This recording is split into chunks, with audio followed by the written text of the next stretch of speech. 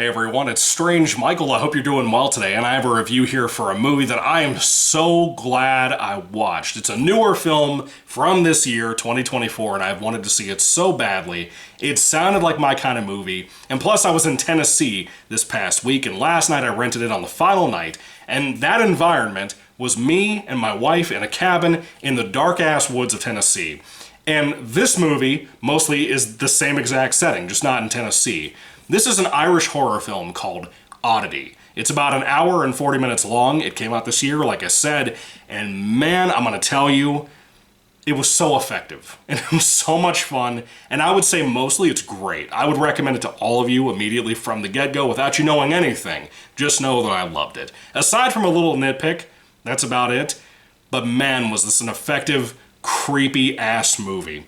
Essentially, Oddity is about a young woman who is a psychic medium. She's also blind, and she has a twin sister who was murdered a year previously, and her dead sister's husband at the time brings her an item that happens to be something she can read with her psychic powers. If she touches an item that's a personal item, she can basically see visions and know the past and the history and what people said, maybe even seen those events in her brain of happening to certain people that may or may not be dead. It's very interesting stuff, kind of, you know, the typical thing you see with psychics in movies, but this was an interesting take, excuse me. She also gets an invite, kind of carelessly, from her dead sister's husband who came to visit her and drop this item off. He's already moved on. He has a new girl that I think he's engaged to, if I remember correctly. They've moved into the house that the dead sister was killed in the previous year. And it's kind of like a big square of just stone and rubble, but it's like a castle, but a house out in the woods, just in the middle of nowhere. Again, so effective for me and my wife being out in Tennessee in the woods. It was perfect for that. But anyway, so she takes a trip without even telling them after this new information she got by touching this item that she was given, that something might be awry out there at this house at the event years ago, or a year ago, with what happened to her sister and the murder. Maybe there's some things the police missed, we're not really sure. And she decides to go over there, and uninvited, you know? She shows up at the house of the dead sister's ex-husband and this new chick, and she kind of offers to stay there by herself. The one girl, the new girlfriend, whatever, says, well, I can't find my car keys, I guess I'll stay here too. They're by themselves. The ex-husband guy goes off to work because he's a doctor in like an asylum. So they're pretty much by themselves. Now, one of the things that this blind psychic woman brought to these two was a gift that's apparently some kind of family heirloom. It's a wooden doll shaped like a man who's screaming. Not actively screaming, but his face is designed to look like he's screaming. And he just sits at a table. She puts him out when nobody's looking around, has him on the table, just chilling there. And that shit is what sold me on this movie. That wooden doll image thing, I would see it on the poster. You probably saw it on my video's poster, thumbnail, whatever. It was so sick looking that I was like, I gotta see this. I gotta see this movie. And I'm glad I saved it for Tennessee. It was surprisingly tense, surprisingly well written. Usually when it comes to films with a lot of British accents, and in this case, Irish accents, I'm not really into that most of the time. This was so easy to watch. It was so much fun to watch. I had such a good time. I was invested in everybody in the film just to see what they would do, how they would, you know, discuss certain subjects, how they would act around each other, how they would interact with each other. I was so impressed with how fun this was to watch and how atmospheric and eerie it was, to be honest with you. By the end of it, I had jumped so many times, not just because of jump scares, because there weren't really many of that. There's a couple of scenes, but they're earned. They're like in a James Wan way of being earned, I think, where they really set up something and then they throw a curveball at the side of your head out of nowhere. You know, it's great. I love it. It's great and it's effective, and the atmosphere really brought this thing to life. If you haven't seen Oddity, I could not possibly recommend it highly enough to you. If you don't even like films with heavy accents and stuff, you gotta check it out. It's still worth your time, I promise. It's not your typical psychic movie. It's not your typical doll thing movie. It's not your typical magic movie or witchcraft movie, because there's a little bit of witchcraft stuff in here with that psychic medium lady and some of the things she does to try to figure out this mystery about her dead sister. It's not really even a revenge movie. It kind of is, but kind of not. There are so many elements to it that just, they culminated into such a good movie, dude. I don't even know how to explain it. The performances were top tier from everybody. The lead actress plays both versions of that sister, the one who's dead and the one who's blind. It was just great. I loved it. I was so impressed.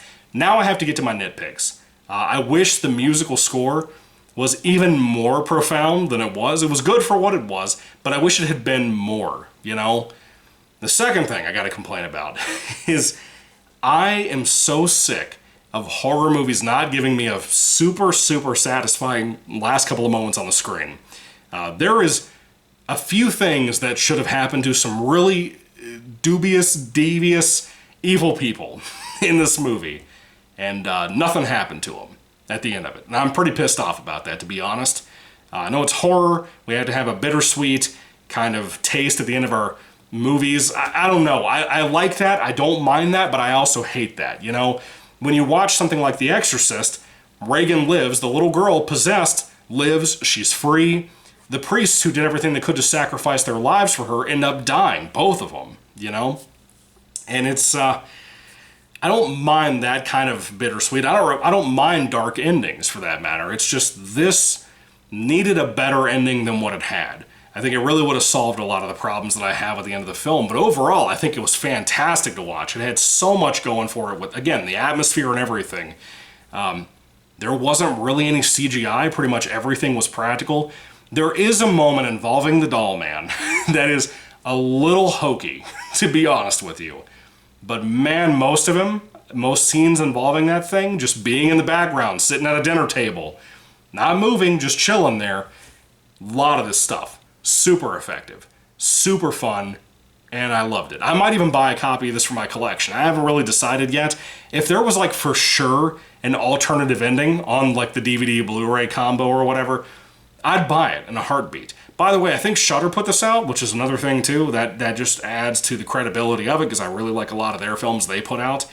But man, Oddity was like nothing I've ever seen, to be honest with you. You hear douchebags rave about things like The Witch and Skinamarink.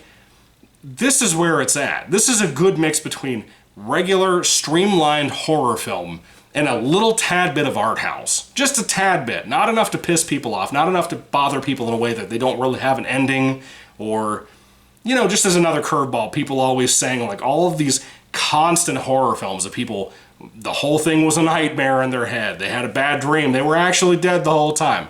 Those kinds of tropes and stuff.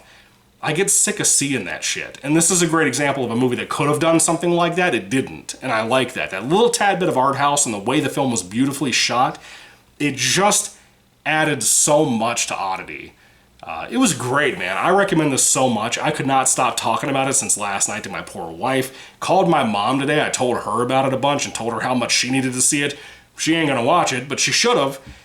It's great. I loved it. So anyway, despite my small criticisms about it that kind of damper the ending a little bit, maybe it'll grow on me at some point, I don't know. But for right now, I'd give it easily on a 5-star basis. For rating, I'd give it a 4 out of 5 stars. A really high 4, because dude, this was so good. It was good in almost every way possible. Everything that I wanted this movie to be, pretty much, it essentially became that. And I'm really thankful for that, because do you know how uncommon it is now, in 2024, for anybody, a fan of any niche, any franchise, any IP, to get what they actually want out of something, even if some variables of it are not perfect to what you wanted. The majority of it is exactly what you wanted and needed on a certain night that you rented a movie or whatever. That's what Oddity was, and I love that shit. So anyway, have you seen it? What do you think about it? I'd love to hear your thoughts and comments about Oddity down in the comment section down below. Let me know everything you think, because man, I want to talk about this movie with more people. And I don't see any of my friends reviewing it. Not Horror FFA, not Homeland, or Horrorlander, excuse me, I keep messing up his name. BD, my buddy. I haven't heard anybody talk about this. Y'all are missing a good movie, man. Y'all are missing a great movie. Anyway, thank you all for watching, guys. God bless you all. Catch you later, and goodbye.